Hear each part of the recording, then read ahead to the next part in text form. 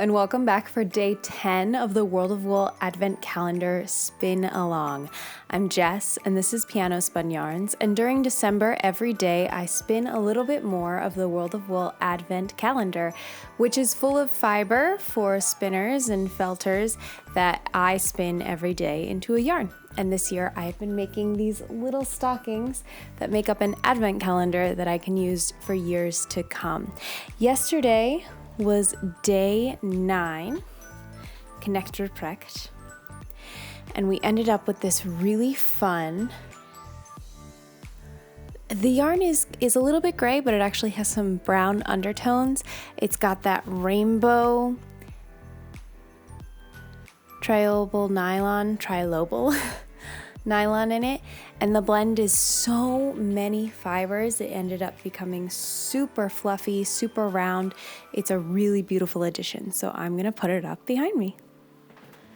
That's starting to look like a real advent calendar. I'm gonna have to do some squishing to make sure it all fits.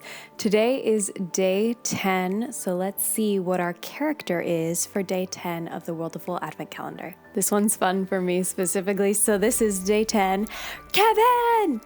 Which is fun because I have one of those in my house.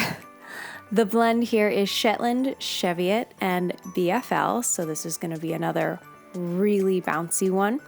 And Kevin, of course, comes from the classic movie Home Alone. So I'm not sure what this blend is going to be. Shetland, Cheviot, and BFL leave us a lot of natural color choices, or they could be dyed. We could see some dyed colors in here.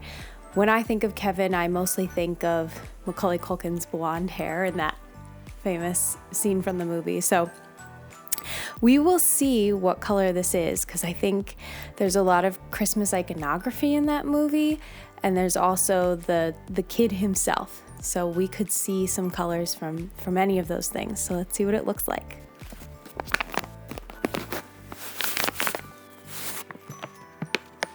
Right off the bat, this is gorgeous. I'm really excited to see the thought process behind these colors.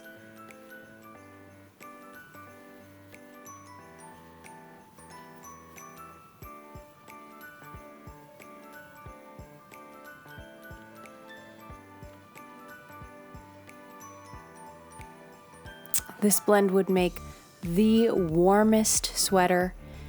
It is it's even warm to hold. It's got that classic kind of 80s Christmas sweater feel. So I'm gonna open up the booklet and see what World of Wool has to say about their choices for this color blend. Day 10, Kevin is 50% Shetland, 25% Cheviot, and 25% Blueface Leicester.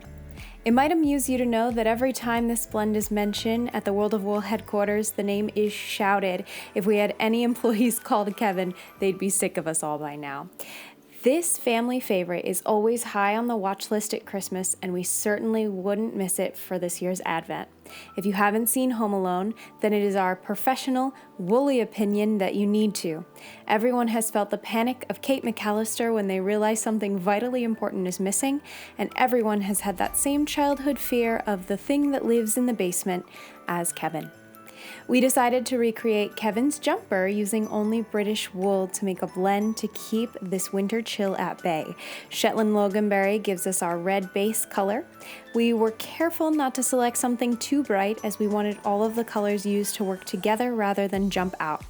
Gray Cheviot cools the tone down and works well with the Blueface Leicester Raven to mimic the marl effect on the original garment.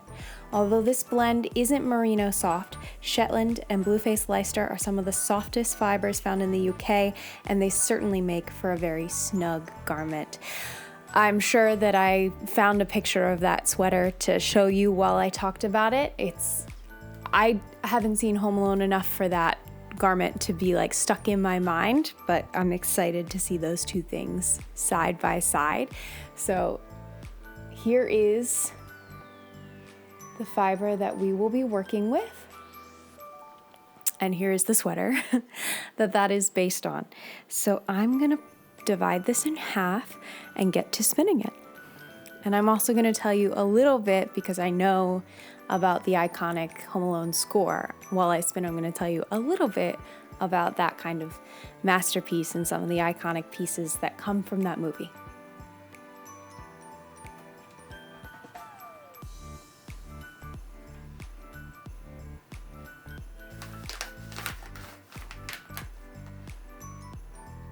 There really isn't a good angle to make sure that you can see me and the wheel at the same time, but I think this is an okay compromise. We'll try this. So I had mentioned yesterday that my Eel Wheel 6, the motor kind of went kaput on me yesterday. So today I am spinning on the Woolly Ann, which is an absolute workhorse. I love this wheel so much for plying specifically.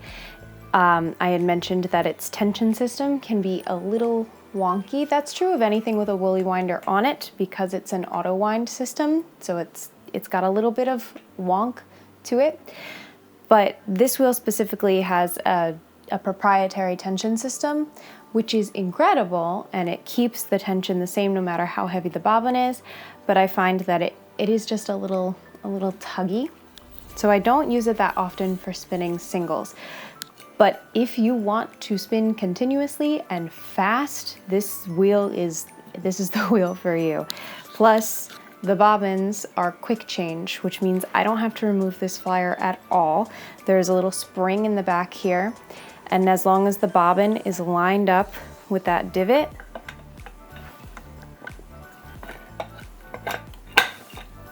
that's it. And they remove just as easy. So this wheel is beloved to me, but I don't use it for singles that often.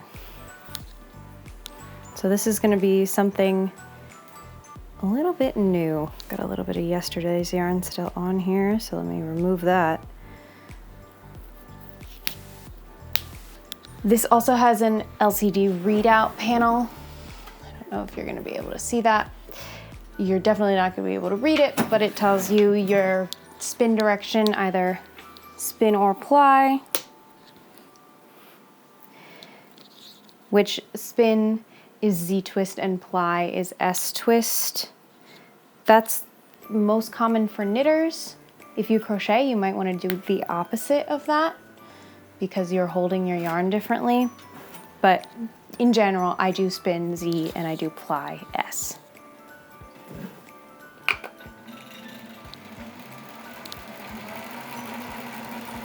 Just gonna try to find a tension here that works for me. She is loud. She's a loud wheel. Not overwhelmingly so. I can definitely still use this wheel and watch TV. That's not an issue. But she's definitely powerful. All right, I think that's good. I don't feel like I'm being tugged away at all. The other really incredible thing about this tension system and the quick remove bobbins is that the tension will not change at all. Even if I took this bobbin off and traded it for another bobbin, I would still be set up at the exact same speed. Right now I'm spinning at 900 RPM, and I would have the exact same tension on this wheel. So for consistency's sake, it's another really, really beautiful wheel. And I'm gonna stop and take a sample here, and then I will tell you a little bit about this iconic score. That is another thing about the tension system, is that you can't just pull yarn back. It doesn't want to play nice. That's so pretty. The black here in that raven color is really mixing with these reds and giving us this kind of like purple undertone. It's really fun. So I think this is a good thickness. We've got a pretty good spin going on it. Okay. Home Alone features a score by famous composer John Williams, who you might know as being famous also for the Star Wars films and the Harry Potter films. And he wrote the orchestral arrangements that happen throughout this movie. He also wrote the music for Somewhere in My Memory, but not the lyrics. John Williams is not known for writing pieces for voice, so that's kind of an interesting addition to this film. And the soundtrack is also full of iconic Christmas songs like Run Run Rudolph by Chuck Berry, We Wish You a Merry Christmas, and Have Yourself a Merry Little Christmas, which actually originates from the musical Meet Me in St. Louis. One of the most famous pieces in this film, though, is Hark how the bells, sweet silver bells, all seem to say, throw cares away. Yeah, that one. Christmas is here, bringing good cheer to young and old, meek and the bold. Ding dong, that is their song, with joyful ring, dog caroling.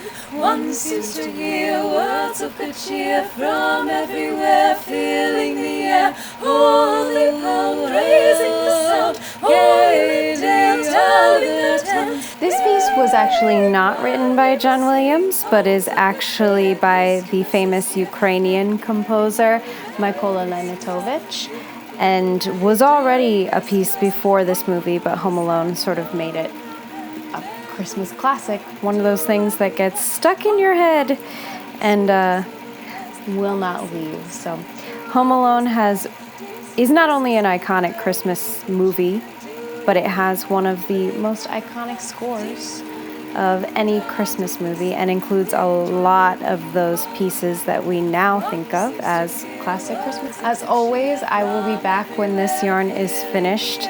This is such a joy. The texture reminds me a lot of, I can't remember the name of the yarn from last year, but of that, it's just that it's so iconic Shetland sweater. I think I really underappreciated Shetland until last year. This year at Rhinebeck, I purchased my first ever Shetland fleece, and I'm excited to show the process of processing that on the channel later this year, because I underestimated it as a sweater yarn. I thought that it was too thick or too wiry. I don't know what I thought, but it turns out I adore it. So look forward to that in the new year while I make a Shetland sweater from fleece to sweater. So I have here the finished yarn for day 10. I have to admit I'm a little disappointed in my own spinning here. It is kind of wildly inconsistent. I'm not used to spinning singles on the Woolly-Ann. I was pretty clear about that to both you and myself.